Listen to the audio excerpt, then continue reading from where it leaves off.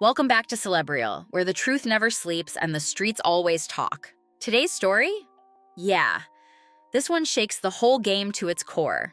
The FBI just dropped a straight-up earthquake, and this isn't one of those headlines people forget by tomorrow. This is the kind of reveal that flips the history books upside down and has the entire hip-hop world holding its breath. The man put a lot of out there himself. So whether it's true or it's a lie, he got to answer for that. And whatever his explanation is, we're going to see. But he said this. We're talking about Keefe D, the man long rumored to be connected to that tragic 1996 night that took Shakur from us.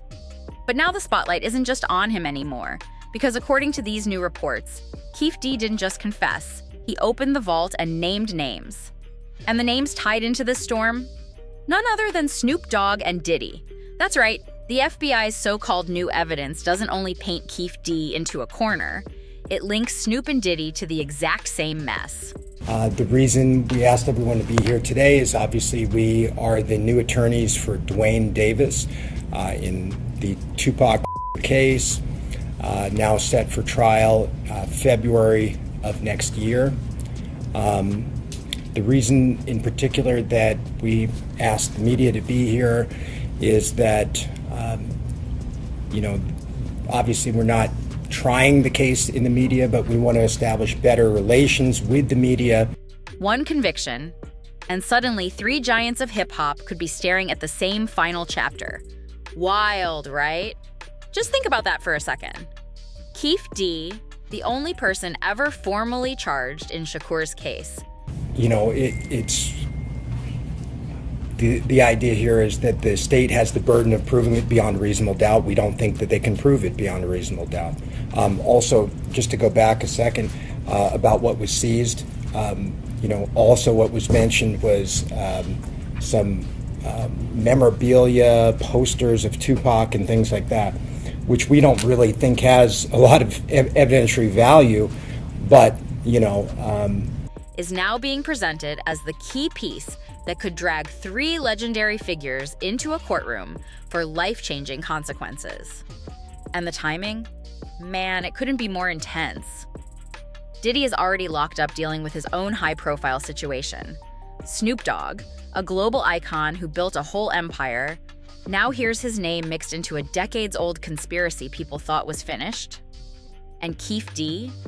He's saying that, Diddy, he put a hit out on you and Tupac, and that's the reason why Tupac got Vegas. So, yeah, man. How you feel about that? Well, first thing first. I mean, that conversation been out there. He put his truth out there. A lot of other people put their truth out there. He's standing right in the middle of it all. The same guy who spent years bouncing between denial and confession, between claiming innocence and sharing his version of events in interviews, books, and police conversations. But this time, the stakes aren't just about whether he walks free. It's about who might get pulled down with him. This whole situation feels like a movie we thought we already watched.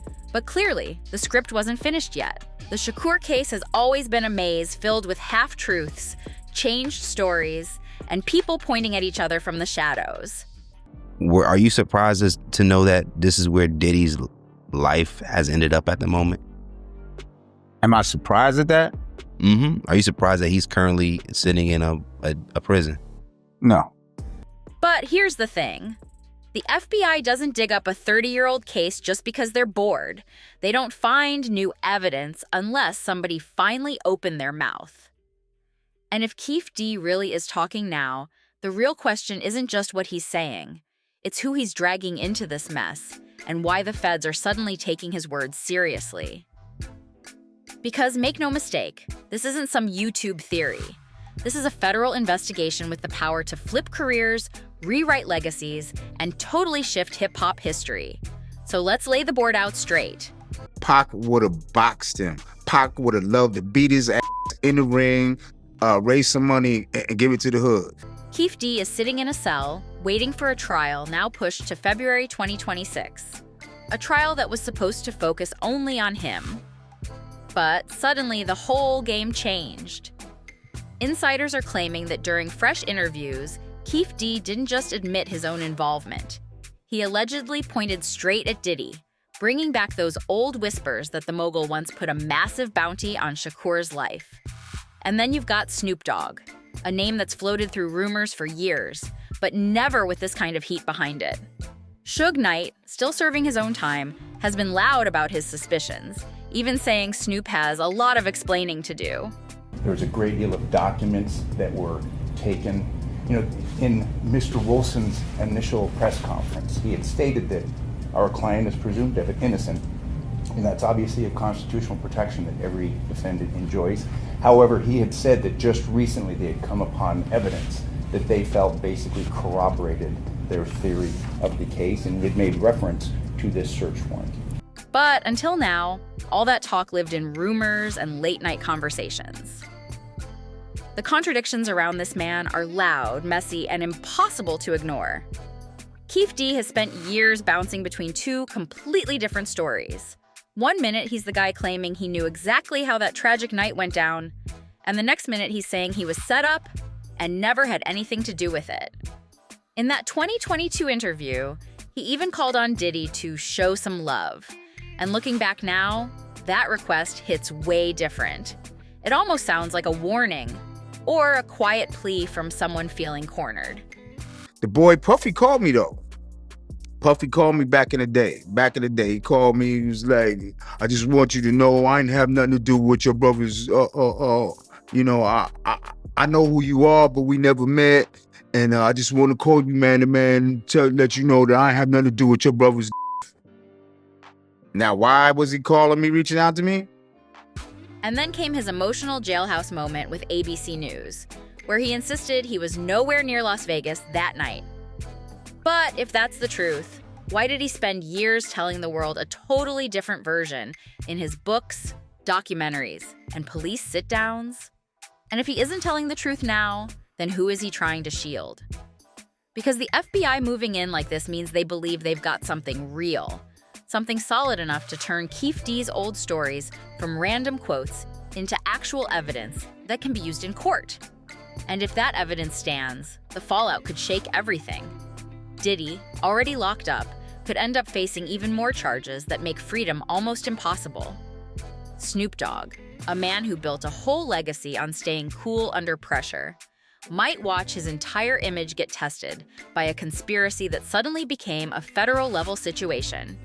And Keefe D? He's the wild card in the middle of this storm.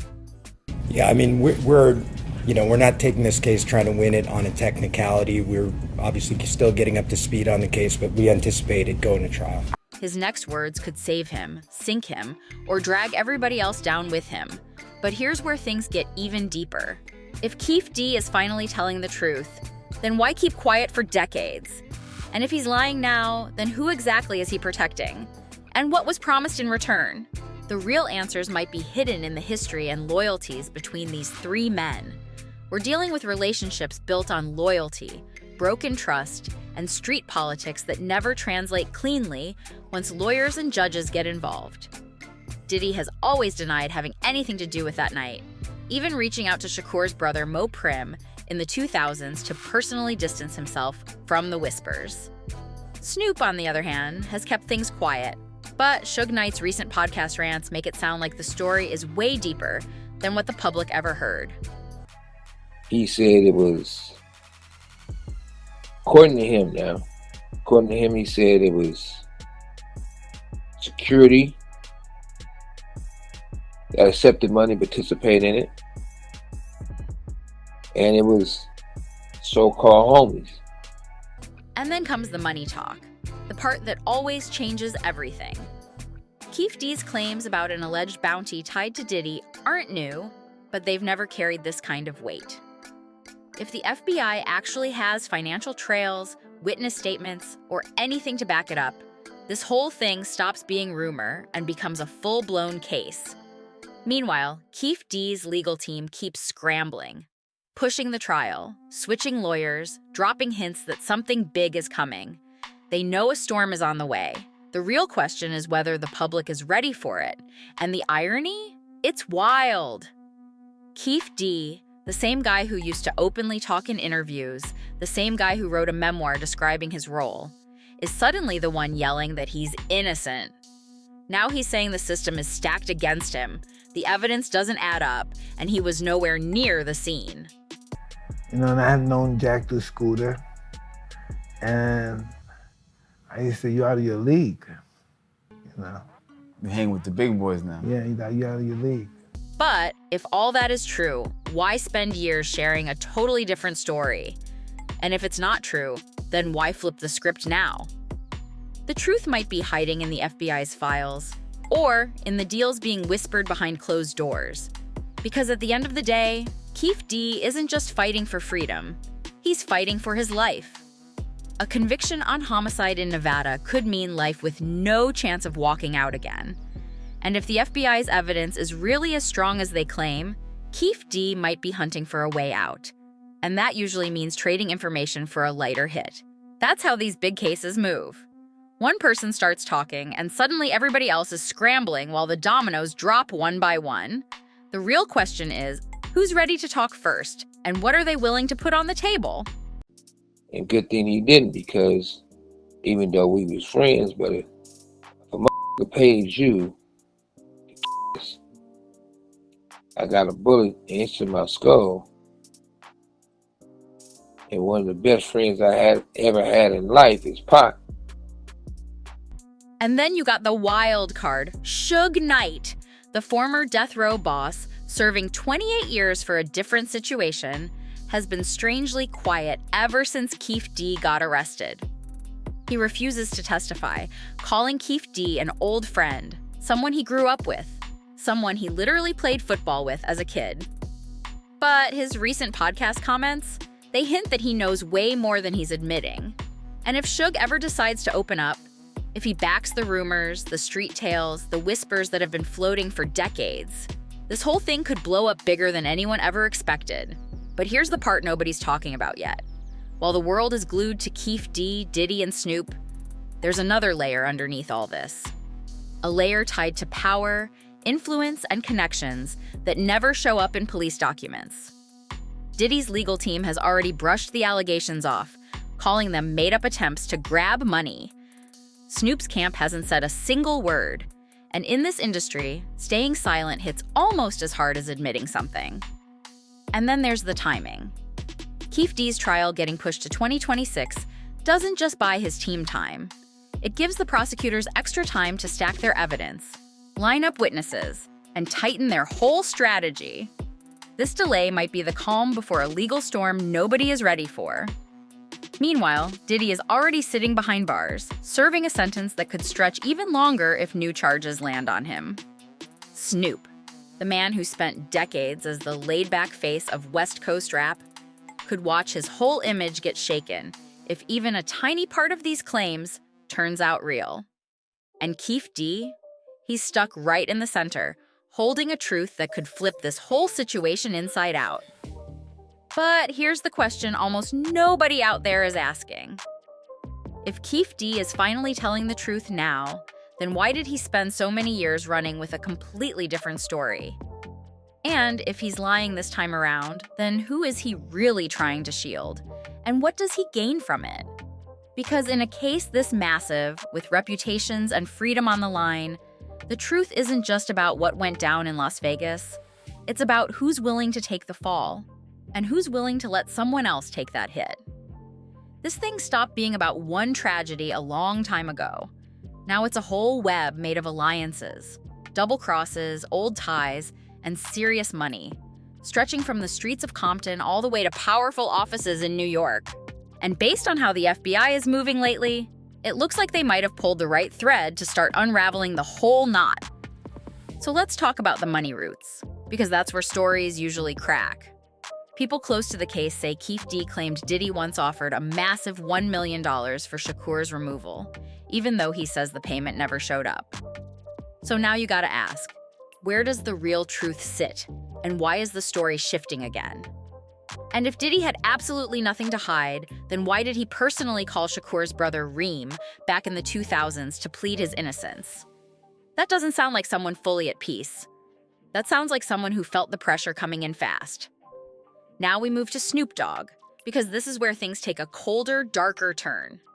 Suge Knight, the man who was sitting right there in the car the night Shakur was shot, has never held back about his suspicions.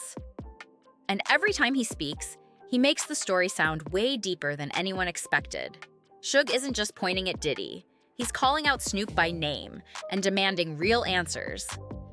And then there's Warren G's version of events, where he says Snoop and his crew somehow had a play-by-play of the shooting while it was happening. That's not some random coincidence. That sounds like coordination, like somebody knew way more than they ever admitted. Because if Snoop knew, if Diddy allegedly paid, and if Keefe D played a role in the moment, then this wasn't just a street situation gone wrong. This was something planned, something calculated, something with a much darker tone than anyone wanted to believe. And that leads to the next question everyone's avoiding. Who else was involved? But the story gets even thicker once you pull in Reggie Wright Jr., the man who was supposed to be protecting Shakur that night. Keefe D's newest claim is that Wright wasn't just there. He was the mastermind. And yes, that might sound like a desperate swing from someone trying to save himself, but think about it. Wright was on the scene. He was the one driving. He did testify against Keefe D, and he's got his own history, including a financial misconduct conviction that puts him in a complicated spot. So who's telling the truth here? The gang leader who changes his story like the seasons, or the ex-cop who has everything to lose if a new narrative comes out? Somebody isn't being honest, and the FBI looks dead set on figuring out exactly who that is, and we can't ignore the timing. Keefe D's trial getting pushed to 2026 gives his team extra time, sure, but it also gives prosecutors more room to dig, flip witnesses, and build something airtight. And believe this, they will dig, because this case stopped being about one man a long time ago. This could end up dragging down legends. Diddy is already in a cell, but if new charges stick, he may never touch freedom again. Snoop Dogg, a man who built decades of respect as a West Coast icon, could watch his entire legacy crack under the weight of these claims. And Keefe D, he's standing dead in the center of the storm, holding the pieces that could lift him up or take everyone down with him. The real question isn't just whether Keefe D will open his mouth, it's what he's willing to say and who he might pull down with him. And then we get to the evidence, or the parts people claim are missing. His defense team keeps saying the case is built almost entirely on his old statements, the same statements he now says were exaggerated for money or pushed out of him under pressure. But if that's the truth, then why did he spend years running with a different story? Why write a whole memoir breaking down his role? Why sit in interviews acting like he was proud of what he claimed he did? Those answers might be tied to deals he made, loyalties he protected, or secrets he couldn't bring himself to face. Because in a case this massive, when the stakes are sky high, the line between guilt and survival gets blurry real fast. But we cannot forget the bigger picture. This isn't just about what happened to Shakur. It's about the entire culture surrounding hip-hop at that time. It's about the power moves, the rivalries, the backroom deals, and the men who climbed to the top by doing whatever they felt they had to do. Diddy, Snoop, Suge, these weren't just artists or executives. They were rulers of an era. And kings don't step down quietly without a fight. So if the FBI really does have a missing piece that ties everything together, then this is no longer just a trial. This could be the collapse of a whole empire. And then there's the silent wild card, the people keeping their mouths shut. Suge Knight, for example, has been strangely quiet about Keefe D's arrest. He refuses to testify, calling Keefe D an old friend he grew up with, someone he played football with back in the day. But every time he drops a hint on his podcast, it sounds like he knows way more than he's letting on. If Suge ever decides to talk, if he confirms those rumors, those whispers, those old street stories, this case could blow open in ways nobody's ready for. Because Suge isn't just a witness, he's a player, and players don't sit on the sidelines when the game gets this big and this messy. So now let's talk about the question almost nobody dares to ask: who really came out on top that night in Las Vegas? Because while the world was grieving Shakur's loss, the industry didn't stop. It kept moving fast, and the power shifts that came right after his tragedy tell a story of their own. Suge Knight's death row records, once the most feared empire in hip-hop, started cracking almost immediately. Without Shakur standing as the face of the label, the whole machine lost momentum. Its influence started slipping, and the crown that once ruled the West began to fall apart. Meanwhile, Diddy's Bad Boy records didn't just stay afloat, it exploded. The East Coast versus West Coast rivalry that shaped the mid-90s suddenly had a giant hole in it. And Diddy stepped right into that space with a lineup of artists who took over the charts for years. Now, was that just timing? Or did Shakur's absence become the ultimate green light for Bad Boy's rise? That's a question that hits hard. And then you've got Snoop Dogg, whose whole career path flipped after Shakur's passing. He left death row, got distance from Suge's sinking operation, and eventually ended up aligning with Diddy's camp before turning himself into a full-on global icon. The man who once rode shotgun with Shakur suddenly had his own lane, a lane that led straight into movies, TV, business deals, and a legacy that outlived the era that shaped him. And Keefe D? For decades, he wasn't just a suspect. He was almost a myth in the streets. The man rumored to have taken down a king and walked around like nothing could touch him. His name carried a kind of shadow power, a reputation that kept people talking long after everybody from that time had faded out. So now we're left with a cold, uncomfortable question. In the raw math of this industry, who gained the most from that night? Because if we're being real, Shakur's tragedy didn't just take a life, it shifted the entire structure of hip-hop. It didn't just shake the culture, it reshaped it.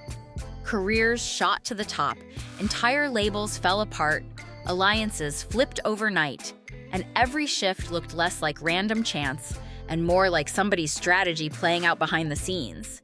And if that's the case, then the real question isn't just who pulled the trigger that night.